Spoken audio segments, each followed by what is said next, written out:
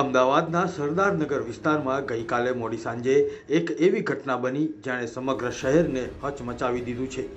નોકરીથી ઘરે પરત ફરી રહેલી એક યુવતી પર અજાણ્યા શખ્સે જ્વલનશીલ પદાર્થ ફેંકીને હુમલો કર્યો. પરંતુ આ હુમલાખોર કોણ હતો? જ્યારે સત્ય સામે આવ્યું ત્યારે પોલીસ પણ ચોંકી ઉઠી હતી. સરદારનગરની આ યુવતી જ્યારે પોતાની ઓફિસેથી ઘરે જઈ રહી હતી ત્યારે બાઇક પર હેલ્મેટ પહેરીને આવેલા એક શખ્સે તેના ચહેરા પર કોરોઝિવ નામનું ખતરનાક કેમિકલ ફેંક્યું અને ફરાર થઈ ગયો. ગંભીર રીતે દાઝેલી યુવતીને તાત્કાલિક હોસ્પિટલ ખસેડાઈ હતી. ક્રાઇમ બ્રાન્ચ અને સ્થાનિક પોલીસે તપાસનો ધમધમાટ શરૂ કર્યો અને ગણતરીના કલાકોમાં જ આરોપીને દબોચી લીધો છે. ગઈકાલ તારીખ 27 માર્ચના રોજ એક બનાવની અમને મેસેજ મળેલો કે નવા નરોડા વિસ્તારમાં એક યુવતી ઉપર જ્વલનશીલ પદાર્થ ફેંકવામાં આવેલ છે. તો એ અનુસંધાને અમદાવાદ શહેર ક્રાઇમ બ્રાન્ચ દ્વારા અલગ અલગ ટીમો બનાવીને બનાવની ગંભીરતાને ધ્યાનમાં લઈને ભોગ બનનારની પૂછપરછ, જે ગુનાવાળી જગ્યા છે એનું જીવનભર્યું નિરીક્ષણ તેમજ આજુબાજુની જગ્યાઓ છે એના સીસીટીવી ફૂટેજ ચેક કરવા માટે અલગ અલગ 3 ટીમો બનાવવામાં આવી. આ દરમિયાન પોલીસને જરૂરી માહિતી એકત્રિત કર્યા બાદ પોલીસને એવી આધારભૂત કેટલીક માહિતીઓ પ્રાપ્ત થયેલ, જે આધારે અમે એક સંદિગ્ધ જેને રાઉન્ડ અપ કરેલ છે કે જેનું નામ છે જતીન રણજીતભાઈ પટેલ, જે ઉત્તમનગર નિકોલ અમદાવાદના રહેવાસી છે. એમની હાલમાં પૂછપરછ ચાલુ છે.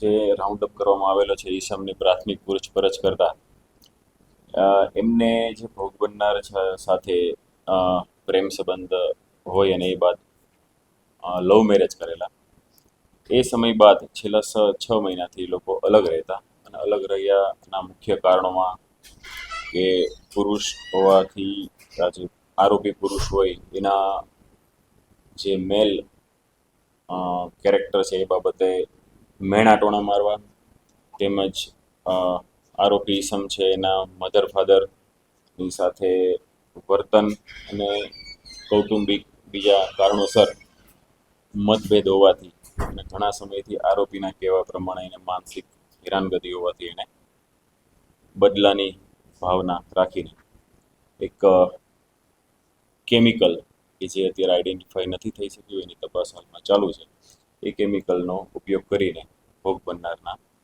મોઢા ઉપર એને સબક શીખવાડવાના ઈરાદાથી એના ઉપર ફેંકવામાં આવેલો. આરોપી અત્યારે જે એરપોર્ટ હોય છે એમાં જે કાર્ગો સર્વિસ સંભાળતી જે પ્રાઇવેટ કંપની હોય છે કે જે કાર્ગો મૂવ કરવાનું કામ કરતી હોય છે એરપોર્ટથી બહાર અને બહારથી એરપોર્ટમાં લઈ જવા અને મૂકવા માટેનું જે કામ કરતી હોય છે એમાં ડ્રાઈવર તરીકે ફરજ બજાવે છે. કેમિકલની સમજ એવું પ્રાથમિક અત્યારે એટલી સ્પષ્ટ જે પૂછપરછ કેટલીક મુદ્દાઓની કરવાની બાકી છે, તેમ છતાં એને અગાઉ જીઆઈડીસી નરોડામાં નોકરી કરેલી હોય, અમુક પ્રકારના રાસાયણિક કેમિકલથી પોતે સમજ ધરાવતો હોય એવું પ્રાથમિક માહિતી પ્રાપ્ત થયેલી છે. કોરોઝિવ કેમિકલ હતું, કોરોઝિવ મટીરિયલ હતું કે જેનાથી શરીર ઉપર દાહના એટલે કે ઇન્ફ્લેમેશનના લક્ષણો પેદા થઈ શકે એ પ્રકારનું. આ ઘટના બાદ આરોપીએ એકચ્યુઅલી કેટલા પ્રમાણમાં ઇન્જરી થઈ છે એ ચેક કરવા માટે પોતે ભોગ બનનાર સાથે સિવિલ હોસ્પિટલ ખાતે પણ હાજર હતો અને એણે એ પણ ધ્યાન રાખેલું હતું કે ભોગ બનનારને કેટલા પ્રમાણમાં અથવા કેવી ઈજા થયેલી છે એની મુલાકાત લઈને એને એ રીતના પ્રયત્ન પણ કરેલો હતો કે કેટલું એને નુકસાન થયું છે.